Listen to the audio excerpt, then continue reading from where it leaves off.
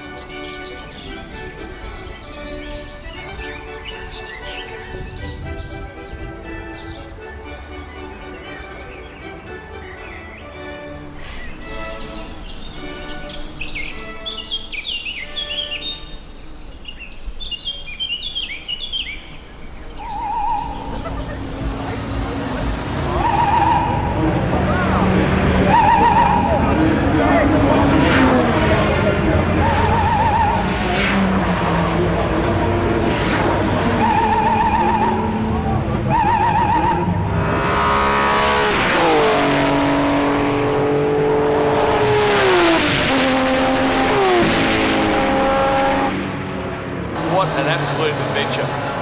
You couldn't possibly have ever dreamt we'd have this much drama in 24 hours in. We haven't finished it. We'll just keep fixing it until it's finished.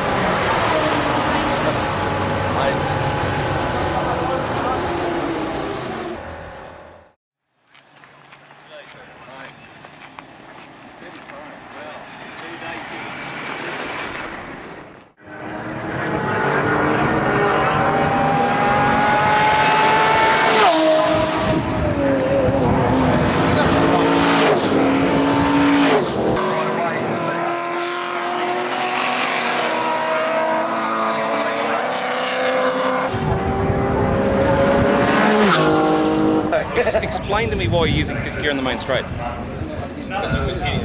Tell me whenever. We've never actually hit the rev limiter in 4th down the straight. Well, it only proves. Well, that's But why would you go to 5th gear for? Shut up. I'm not fucking shutting up because, as far as I'm concerned, all you did was fucked up the corner several times by being in the wrong gear. It wasn't until I actually listened to all the other holes I thought. This is Mal.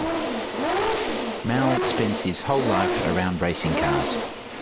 Building them, fixing them, driving them, talking about them. All the cars you'll be running in today have been raced at Bathurst and personally by myself. Or just taking other people for rides in them.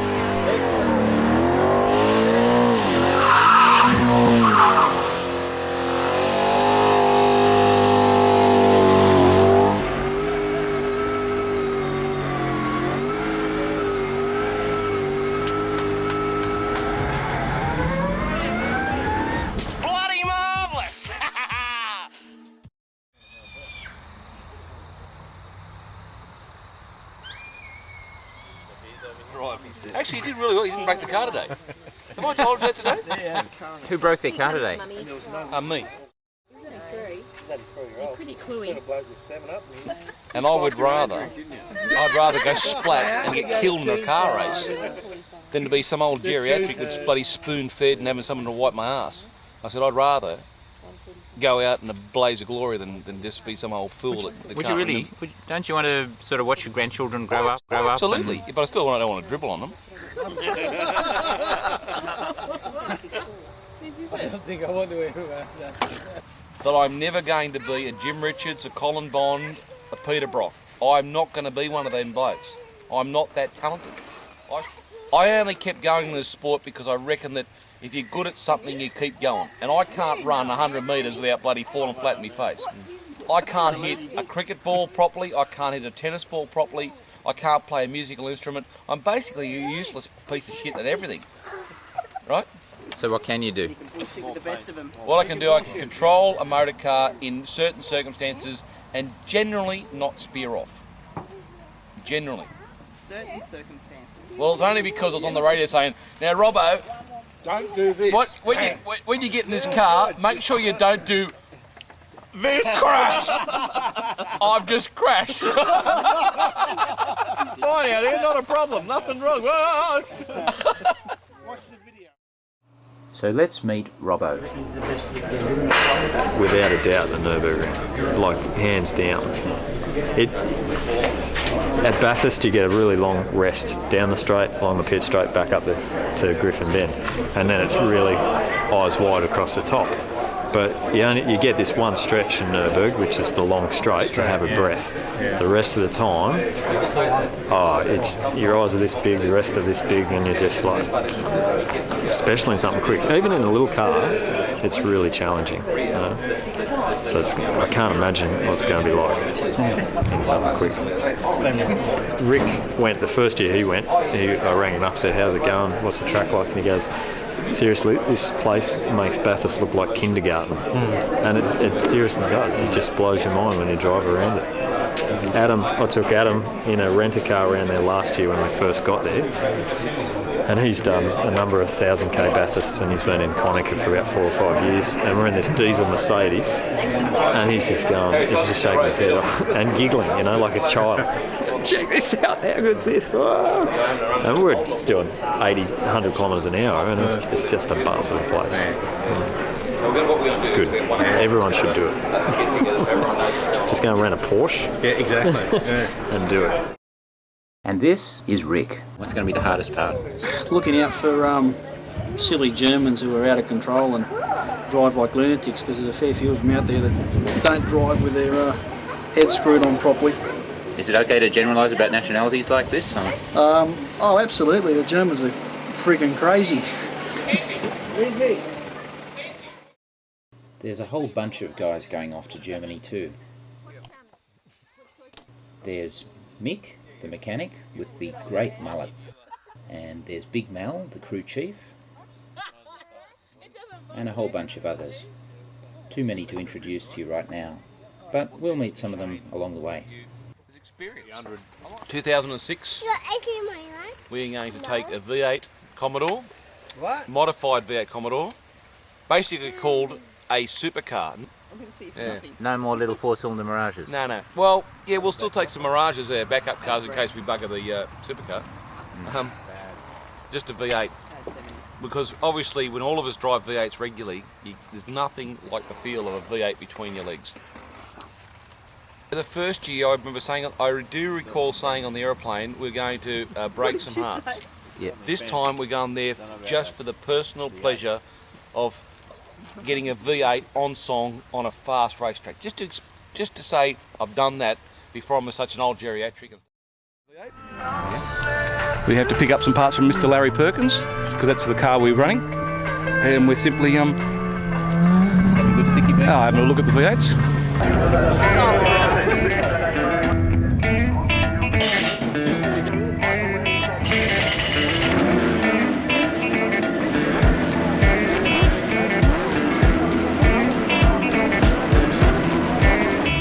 Nurburgring to us is exciting, and the Australian public don't realise what kind of an event it's like until, as Robbo pointed out, until PlayStation People are now recognise the track because they can play it on PlayStation or Gran Turismo. So would you like him driving for you in a Mirage?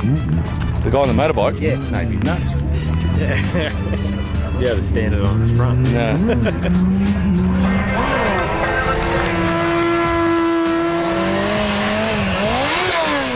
different kind of nuts in the world, isn't it? Yeah. Well, so far the Commodore is myself with Anthony, Kevin and Adam Wallace. And the head Mirage will be led by Rick Shaw, Richard Gardner, and another legend of the past, Phil Alexander.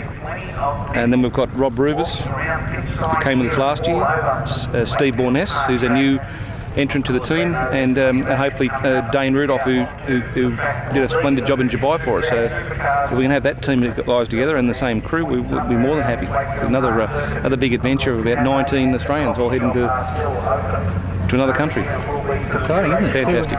2 weeks? 2 weeks to go. Do we jump in the plane? Can't wait. Yep, can't wait. 2 years ago, Mal made his first overseas trip, taking these two Mirages to Germany.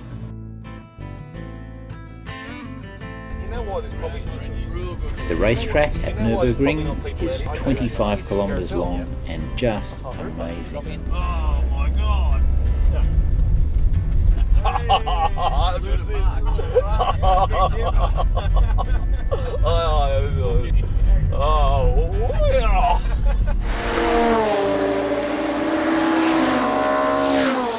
Because I've been around with that Willie, and I knew it was coming up, and it still caught me. Yeah, right. It's still too fast.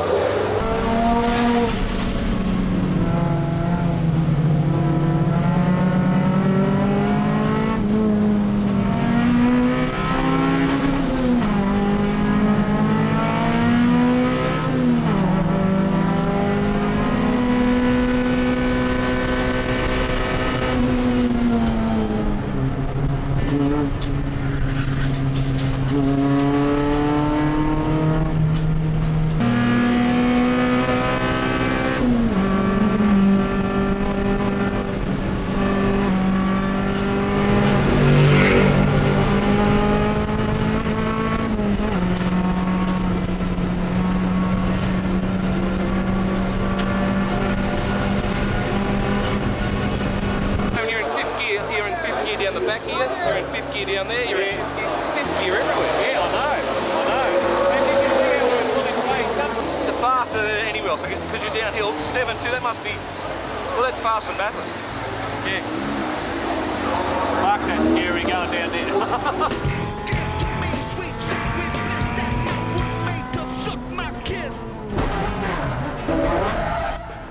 And even though they had a crash or two along the way, they finished second in class. A great result.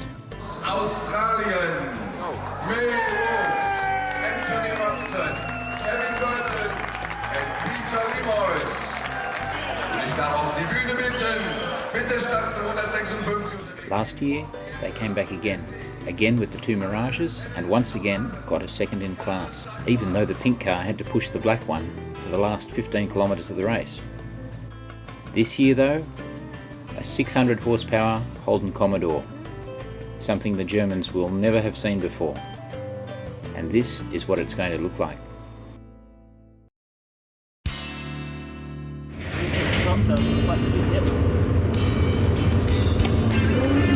We're just trying to get a photograph with our Socceroos flag.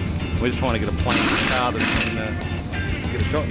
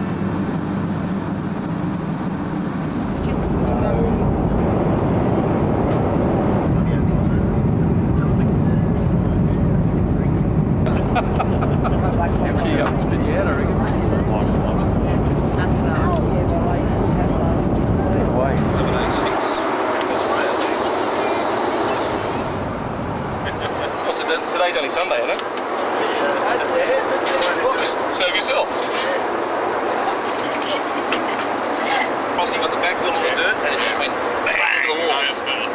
Yep. You're not wrong. No, but I've seen very close.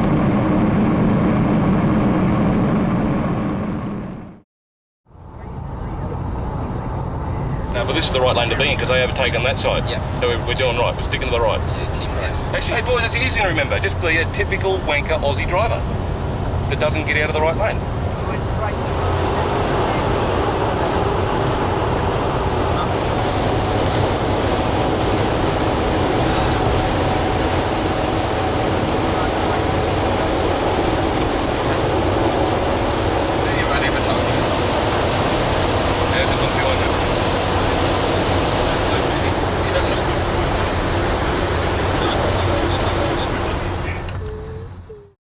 Oh shit! They were coming down the hill. Oh, look at the pole there. Oh, that's fucked. The airbag didn't go off. Oh, that's fucked. Hit up the arse. Look at that. Poor old trucks, mate. There's a car pinned in under there. Look at that. Oh shit! Holy shit! Look at the van over there. Welcome to a reality check on the autobahns. Absolutely. Yeah. We just got to keep your vision up, look ahead, plan ahead. Try not to get killed. Yeah.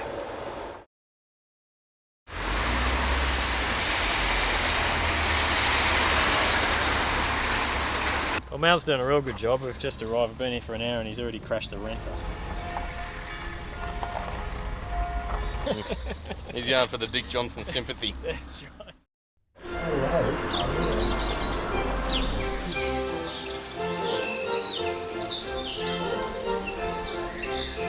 This is the best on this way, up our way, yep.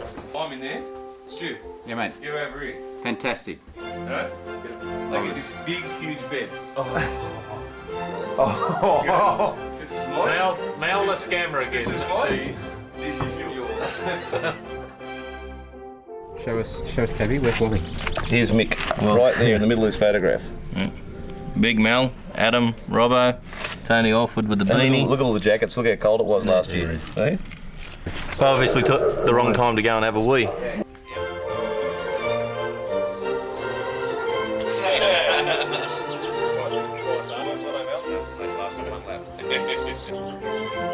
Okay guys, German 101. You say Dankeschön.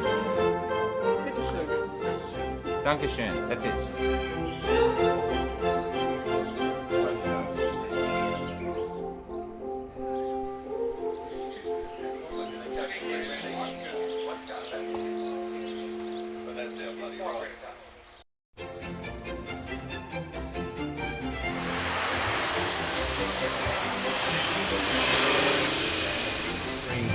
We're just right there. That's on that. We're on that road there, right? Okay. And then we'll go into the pits down here. About there.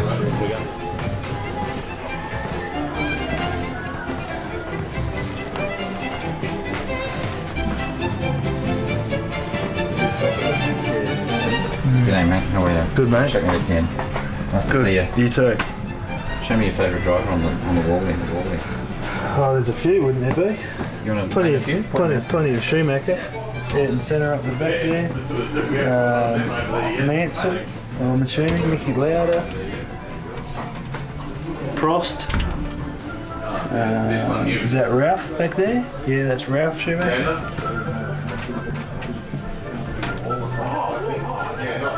Is that the short tail? That's Mercedes. Oh yeah. How exciting.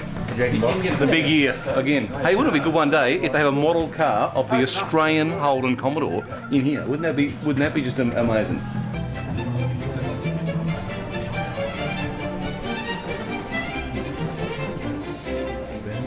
Nice.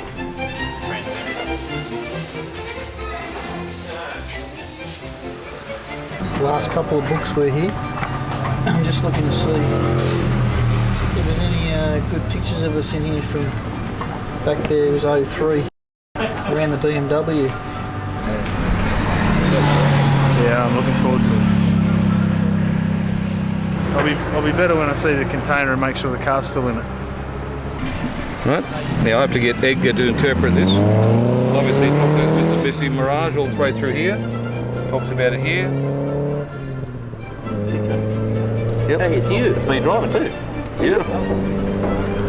Fantastic. It shows car 146 we were leading from hour 7 till hour 21.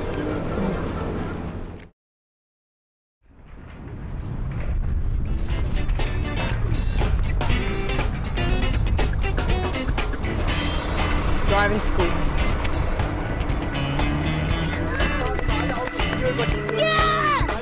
Hier vorne ist der zweite Startplatz. Man sagt immer erst die Startreihe, aber das ist trotzdem noch ein guter Abstand dazwischen.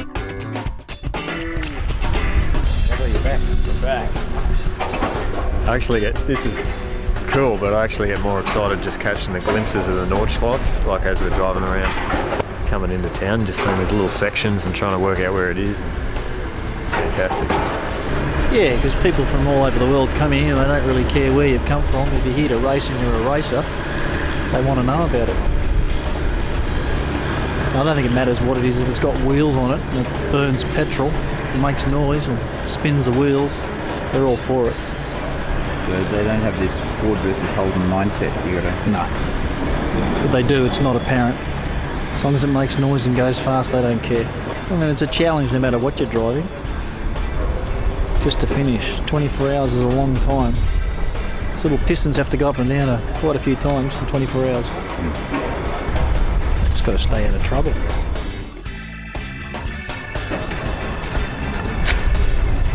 But can't wait to get out there and just, even in the van, just go for the lap and see what the track's like. And this is grass area. This is just this. Yeah. Fantastic. But if you get excited with this, you already start. That's the important thing you got to remember to go around there. On your first get out. On your first lap out. Yeah. So you start your timing. Okay, now here's the beginning of the North Circuit.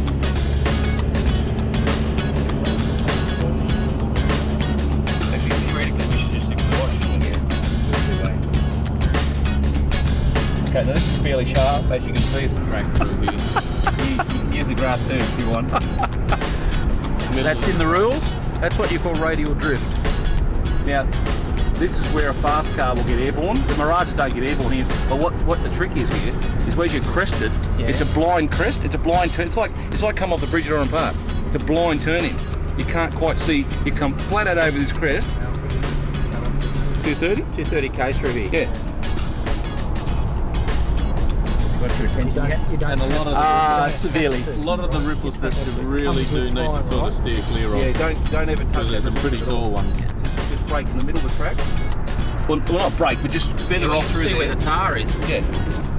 You've got to seriously concentrate here.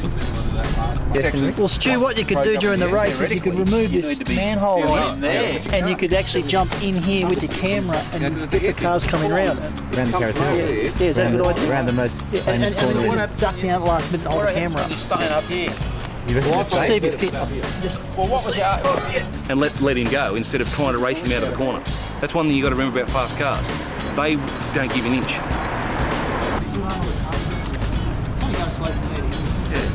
Don't put two wheels over the concrete strip, two wheels on the tarmac or two wheels on the concrete, because when you come out to the end, it'll throw the car into the armco. So stay on the concrete until you get to about the last two sections. This is probably one of the most famous corners in motor racing, in motorsport worldwide. Yeah, but as far as the track goes, it's the worst one to drive through. Because it's just hard. This is the corner on the circuit where you just feel the car is being damaged and you just sort of go, oh, I'm sorry, car. Because it just feels like the wheels are going to literally fall off it because it's getting shaked and it's been compressed on the suspension. Well, it'd be nearly bumping out here, wouldn't it? Yeah. Oh, yeah. If it's bumping out, you got to make sure it doesn't bash Front shock. drive shafts break and all sorts of Like, if front wheel bearings come apart. still on that. And it's slow. When you start getting a lot of pad knockoff, Yeah. you've got a wheel bearing problem. You'd know that from your front wheel drive days. Thank you, Richard. 20 years ago, wasn't it, mate? Yep. To the day.